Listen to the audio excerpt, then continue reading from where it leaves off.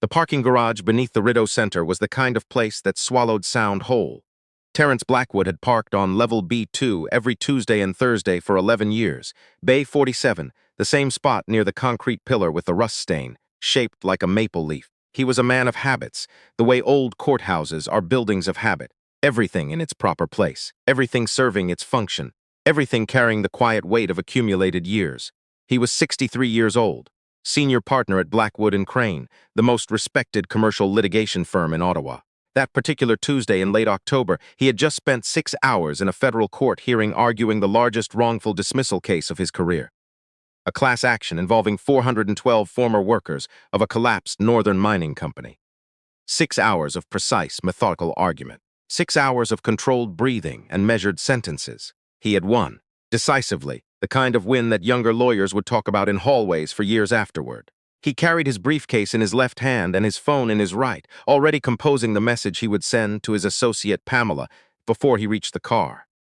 Judgment in our favor on all heads. Call the client. Tutsi. He typed without looking up. He had been walking this route for so long that his feet knew every crack in the painted floor. He almost didn't see the girl. She was crouched between the rear bumper of his Lexus and the concrete pillar, half hidden in the shadow of a support beam. 7 years old, maybe 8. A yellow raincoat, the kind with a hood shaped like a duck's bill, though the hood was pushed back and her dark braids were falling loose from whatever had held them that morning. She had her knees pulled to her chest, and she was watching him approach with the focused stillness of a child who has learned that being still is safer than being noticed. Terrence stopped. He looked at her. She looked at him. He glanced around the level. A silver minivan 3 bays over. A pickup truck near the elevator. No adult standing nearby. No one calling for her. Just the low hum of the ventilation system and the distant sound of a car moving on the level above. "Hey there," he said, keeping his voice low and easy. "You all right?" She didn't answer immediately. Her eyes moved from his face to his briefcase to his shoes and back to his face. She was conducting her own kind of assessment. "You're the gray car," she said. "I am," he said. "That's my car." "Someone was under it," she said. Terrence Blackwood did not react the way most people would. 11 years of courtrooms had given him the ability to receive unexpected information without letting his face betray what was happening in his chest. What was happening in his chest in that particular moment was a sudden and very cold stillness. "Under it," he repeated, "lying under it, on a board with wheels." She said this the way children say obvious things, matter-of-factly, as if the strangeness of it was his problem to work out. "He was there for a long time. I was waiting for my nan and I was watching because there was nothing else to do. He had a red tool bag. He kept looking around, but he didn't see me because I was sitting behind the pillar."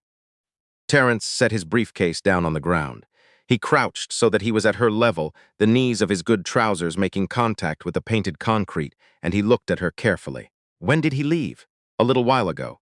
Maybe when the big clock on level 1 said 4:15. I don't know how long ago that is. It was now 4:47. "What did he look like?" Terrence asked. She scrunched her nose, which seemed to be how she thought. "Old. Not as old as you. He had a green jacket, the kind with the zipper on the side pockets, and a hat but not a real hat, the kind you pull down." She demonstrated by miming pulling something over her ears. "He had a scratch on the back of his hand, right here." She touched the back of her own small hand between the knuckles and the wrist. "A long one, like a line." Terrence looked at his car. The silver-gray Lexus sat exactly as he'd left it. Nothing visibly different, nothing obviously wrong, and yet. "Did he take anything out from under the car?" he asked. "Or did he leave something?" She thought about this seriously. "He put something. I heard a clicking sound, like when you clip something onto something else. He did it twice. Click, click." She demonstrated the sound with her tongue, and then he slid back out and he picked up his bag very carefully, like it was heavy, even though it looked small, and he walked to the stairs, not the elevator, the stairs. Terrence stood up. He did not walk toward his car. He took 3 steps back from it instead, reaching for his phone. He called building security first. Then he called 911. He kept the girl in his peripheral vision while he spoke to the dispatcher. She had not moved from her spot beside the pillar. She was watching him with the same focused calm, as if she had known this was what would happen, as if she had simply been waiting for the right adult to arrive so she could pass the information on and have it handled properly. The dispatcher told him not to go near the vehicle. He had no intention of doing so. "What's your name?" he asked the girl while they waited. "Ivy," she said. "Ivy, that's a good name." He sat down on the bumper of the minivan 3 bays over, giving his car a wide berth. "Where's your nan, Ivy?" Ivy's expression shifted slightly. Not dramatically. She was not a dramatic child, that much was already clear. but something in her face became more careful. She went to get the car from level 1. She thought she parked on level 1, but she couldn't find it. She left me here because I was tired of walking up and down the ramps. She said 10 minutes. How long ago? Ivy looked at him steadily. A long time ago. Terrence nodded. He did not press further. He could hear something in those words that he recognized from decades of listening to people tell him things they found difficult to say plainly. The security team arrived first. 2 men in navy jackets with handheld radios, moving with more urgency than their usual pace. They cordoned off the bay without being asked. Terrence stood with them and told them exactly what the girl had told him. He told it precisely, in the order it had been given to him, without editorializing. This was what he did for a living. The Ottawa police arrived within 6 minutes. 2 officers in uniform, and then a third in plain clothes who arrived 4 minutes after that with a bag and a manner that suggested specialized training. The girl told the officers what she had told Terrence, word for word, with the same precision. One of the officers, a young woman named Constable Batra, crouched in front of Ivy exactly as Terrence had done, and Ivy gave her the same account without any of the embellishment or uncertainty that adults sometimes introduce when they've had time to second-guess their own memory. The plainclothes officer asked Ivy if the man had done anything else before he left. Ivy thought about it. He made a phone call, she said. He was talking quiet. But I heard him say it's done. And then he said a name. It started with D, like Derek or something. The officer looked at Terrence. Terrence looked back at the officer with a completely blank face that took 30 years of practice to produce. The bomb disposal unit arrived 22 minutes later. Terrence stood with Constable Batra near the elevator bank while they waited. Ivy sat on a folded emergency blanket that someone had produced from somewhere, eating a granola bar that Constable Batra had found in her jacket pocket. She had stopped asking about her Nan approximately 10 minutes earlier, which Terrence found quietly heartbreaking. She's very calm, Constable Batra said to him in a low voice. Yes, Terrence said. Kids that calm in stressful situations sometimes means they've learned to be calm, Constable Batra said. She wasn't looking at Ivy when she said it. She was looking at her notepad. Terrence understood what she meant. He looked at the girl on the blanket, eating her granola bar in small, careful bites, and something shifted in him that had nothing to do with his car or what might be attached to the underside of it. They found the device at 4 minutes past 5. Terrence heard it in the change of tone among the officers near the vehicle, a particular, professional quiet that meant something had been confirmed. He didn't hear what they said to each other. He watched their postures instead. He had always read rooms by posture before language.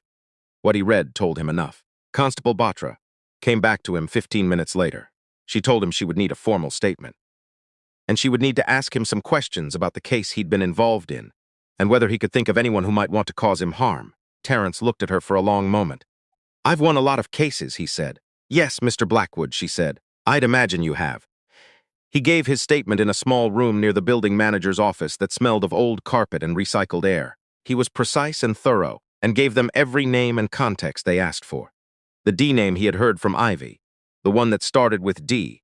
Terrence had an idea about that, though he kept the idea to himself until he could think it through properly. A man in his position had learned not to make accusations casually. He was nearly finished when there was a knock at the door, and Constable Batra put her head in. Mr. Blackwood.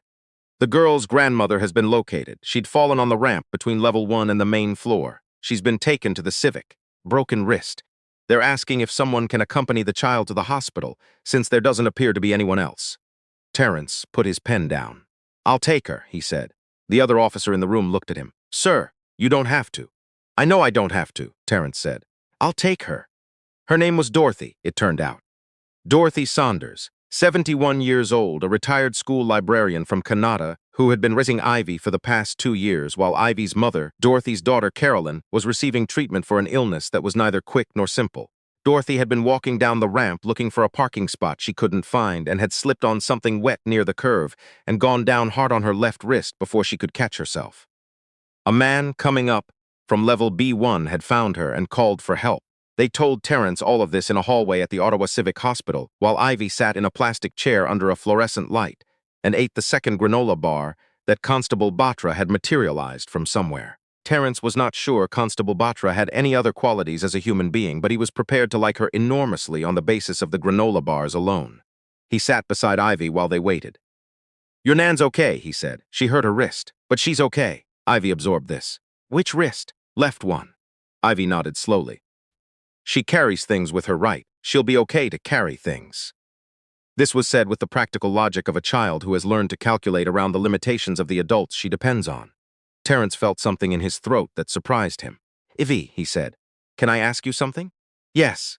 When you saw that man under my car, you waited there for a while. You didn't go find another adult to tell. You didn't go to the elevator and press a button and go up to security. You waited. Why?" Ivy looked at the floor for a moment. "Because," she said, "adults don't listen when you go to them. You have to wait for them to come to you. When they come to you, they look at you. When you go to them, they look around you." Terrence sat with that for a while. "That's very true," he said finally. "I know," said Ivy. Dorothy Saunders was in a curtained bay when a nurse let them through. She was a small woman with white hair cut practically short, and the kind of face that had been handsome once, and was now something better than handsome. It was a face that had settled into itself, that knew what it was. She had a temporary splint on her left wrist, and she was sitting up very straight despite everything, which Terrence suspected was a permanent condition rather than an effort. "Nan," Ivy said, and walked directly to her and stood beside the bed. Dorothy put her good hand on Ivy's head and looked at Terrence over the top of it. Her eyes were sharp and gray, and assessed him with the efficiency of someone who had spent 35 years reading people across a library counter. "You're the gentleman from the parking garage," she said. "Terrence Blackwood," he said. "I'm a lawyer. I was the owner of the vehicle. Ivy told me on the phone you were keeping her company." She paused. "She also told me you didn't go near the car when she told you what she'd seen. She said you went backwards." "That seemed like the right direction," he said. Dorothy Saunders looked at him for another moment. Then she said, "Thank you, Mr. Blackwood." He stayed until they'd confirmed the wrist was a clean fracture and given her a proper splint and a referral for a follow-up. He made sure Dorothy had a way home. She did. A neighbor named Francis, who arrived at 7:45 with a canvas bag containing what appeared to be a container of soup and a spare set of house keys. Francis looked at Terrence with the protective suspicion of a woman who has answered many emergency phone calls from the same friend over the years, which Terrence found entirely appropriate. He called a car service to get himself home. He was not going to touch his Lexus. The police had it and would have it for some time, and he found that he did not particularly mind. That night, sitting at his kitchen table with a cup of tea gone cold beside him, he thought about the name that started with D. The mining case had been complex. 412 plaintiffs, a collapsed company, a long chain of corporate restructuring that had been used deliberately and cleverly to shed liability for the workers' severance and pension entitlements. Terrence had spent 14 months unpicking that chain. He had won today, decisively. But there was someone who had not been pleased to see him win. Someone who had retained him 3 years earlier for a different matter, and whom Terrence had been obligated to drop as a client when a conflict of interest had become apparent. Someone who had not taken that graciously. Someone whose first name, and Terrence had always found it a strange first name, though he had never said so, was Drummond. Drummond Kerr, property developer, 60 years old. A man who had positioned himself carefully on the edges of several industries and who did not lose without wanting someone to pay for it. Terrence did not call the police that night. He wrote everything down instead, in the methodical handwriting he used for notes he intended to matter, and he reviewed what he had and what he didn't have and what would be needed. He was a patient man. He had learned patience in rooms where patience was not a virtue so much as a survival mechanism. He called Detective Nowak from the Organized Crime Unit the following morning at 8:15, before he had done anything else, and he said, "I'd like to discuss some information that may be relevant to what you found in the parking structure at Rideau Center yesterday afternoon." Detective Nowak was at his office at 9:30. The investigation moved with a kind of inexorable, unglamorous procedural momentum that Terrence recognized as what justice actually looked like when it was functioning properly. Not dramatic, not swift, but moving, always moving. 3 weeks after the parking garage, the police arrested a man named Barry Couch in a basement apartment in Vanier. Barry Couch was a small man with a green jacket and a scratch on the back of his left hand, and his phone records contained 2 calls to a number registered to a holding company that was, through 2 further layers of corporate paperwork, controlled by Drummond Kerr. These things had to be followed carefully, which was why they took time. Terrence understood this. He had spent his career following paper through layers. Drummond Kerr's lawyer issued a statement saying his client had no knowledge of any such activities. Terrence read the statement once and set it aside. He'd written better statements than that himself. He had sent flowers to Dorothy Saunders in the hospital. He received a handwritten thank you note 4 days later, in an envelope with slightly crooked stamps that suggested someone Smalls had helped with the sticking. Inside the note, In careful round handwriting that was not Dorothy's, there was an extra line at the bottom. Ivy says thank you for going backwards. He kept the note in his desk drawer. It was another month before he went to see them. Dorothy lived in a tidy semi-detached in Kanata, on a street with mature maples that had just finished their show of October color and were now bare and gray in the November light. He had called ahead. Dorothy had said to come at 2 and that she would make tea, and that Ivy had something she wanted to show him. What Ivy wanted to show him was a project she'd done at school about birds of the Ottawa region. It was a folded piece of poster board covered in drawings and printed photographs and small handwritten labels. She had received a gold star on it, which was still stuck to the upper right corner. Terence looked at it with the same attention he would have given a piece of evidence. Because it seemed like the right thing to do, and because Ivy was watching him look at it with the quiet hope of someone who has made something they're proud of. The great gray owl, he said, stopping at one of the drawings. That's a hard bird to draw. The face is the hardest part, Ivy said. Because of the rings. Did you see one? Or did you draw from a picture? Picture. But my teacher said she saw one once in Gatineau Park. She said it looked like it was thinking about something. They usually do, Terence said. Dorothy had made tea in a real teapot, with a cozy on it, and set out a plate of shortbread that was clearly homemade. The kitchen was warm and smelled of butter and something quietly familiar that Terence eventually identified as the particular smell of a house where books were stored in large numbers. There were bookshelves in the kitchen. He had not expected that, and found it pleased him. They talked for almost 2 hours. Dorothy talked about the library where she'd worked, the program she'd run for children who arrived not knowing how to hold a book and left knowing how to inhabit one. Terence talked about the early years of his practice, the cases that had shaped him, the ones he still thought about. Ivy moved in and out of the conversation the way children do in adult rooms when they feel safe. Sometimes present, sometimes not, sometimes interjecting with something precise and unexpected. At one point, Dorothy refilled his cup and said quietly, not looking at him, "Her mother isn't improving the way we hoped." Terence said nothing. He let the sentence be what it was. "We're managing," Dorothy said. "I want you to know that. We're managing well." "I know you are," he said. And he did know it, in the way you can know certain things about people within the first minutes of meeting them. Walking back to his car at 4 o'clock in the already dimming November light, he thought about what managing actually meant for 2 people on a retired librarian's pension, with a child in school and a daughter receiving long-term treatment and a broken wrist that was still knitting together under a removable splint. He thought about it precisely and practically the way he thought about everything. He called his office administrator Sheila the next morning. "I need you to find a contractor," he said. "Someone reliable. I want a small detached house in Kanata. Don't spend more than what's reasonable. Convert it into an accessible space. Grab bars in the bathroom, a ramp at the front if the step is high, good lighting in the hallway. And I'd like the mortgage, once it's set up, to be in the name of Blackwood Legal Foundation. We'll call it a long-term housing partnership arrangement." "Mr. Blackwood," Sheila said. "You don't have a foundation." "I will by end of week," he said. "That'll give you something to work on." It was not entirely tax-driven, though Sheila would make sure it was as tax-efficient as possible, because that was the kind of woman she was, and he valued it. It was, more than anything, the arithmetic of a problem that had a solution and a man in a position to provide one. He told Dorothy about the arrangement over the phone. There was a long silence when he finished explaining.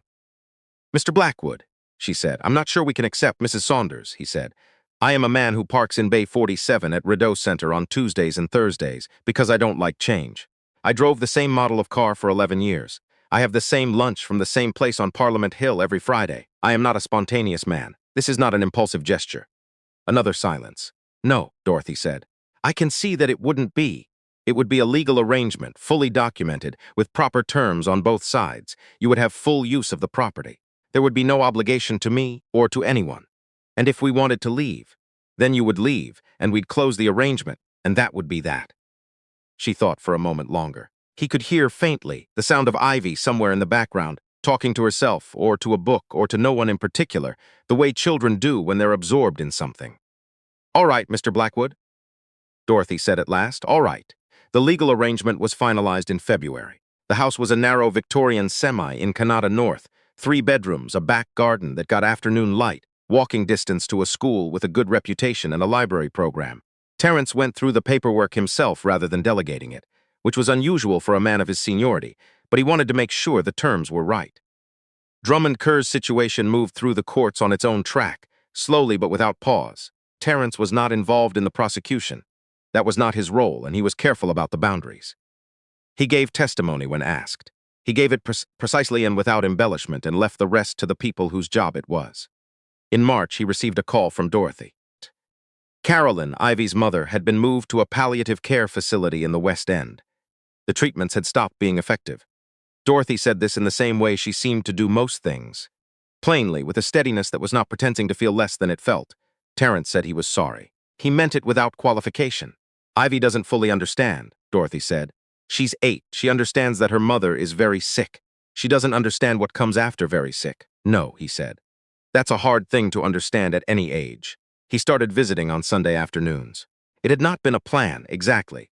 The first time he came back, in January, it was to drop off paperwork for Dorothy to sign regarding the housing arrangement. The second time, in February, it was to return a book Dorothy had lent him, a history of the National Capital Region that she had insisted he would enjoy, and that he had more than he'd expected. The third time, in March, he brought 2 of his own books to lend in return, and Dorothy made the tea again. And Ivy showed him the second bird project she'd done, which this time was specifically about corvids, and which was significantly more ambitious than the first one. He did not examine his reasons too closely. He was a man who had built his life around precise examination, and he had learned, late but not too late, that some things were better experienced than examined. On an afternoon in early April, Ivy came and sat beside him on the couch without saying anything. She had a book open on her knees, but she wasn't reading it. Outside the window, the first serious light of spring was making the back garden look like a possibility again. "Mr. Blackwood," she said. "Yes. Do you have kids?" He thought about how to answer that. Not because the answer was complicated, but because the question deserved its own space. "I had a daughter," he said. "She died when she was 4. A long time ago, before you were born." Ivy absorbed this with the directness children bring to things that adults hedge around. "What was her name?" "Sophie. Did she like birds?" He had not thought about that in years. He thought about it now. "She liked the ones with the loud calls," he said. "The ones you couldn't ignore." Ivy nodded slowly. "Blue jays," she said. "They're very loud." "Yes," Terrence said. "Exactly that." They sat in the afternoon light for a while, both of them quiet, the kind of quiet that doesn't need to be filled.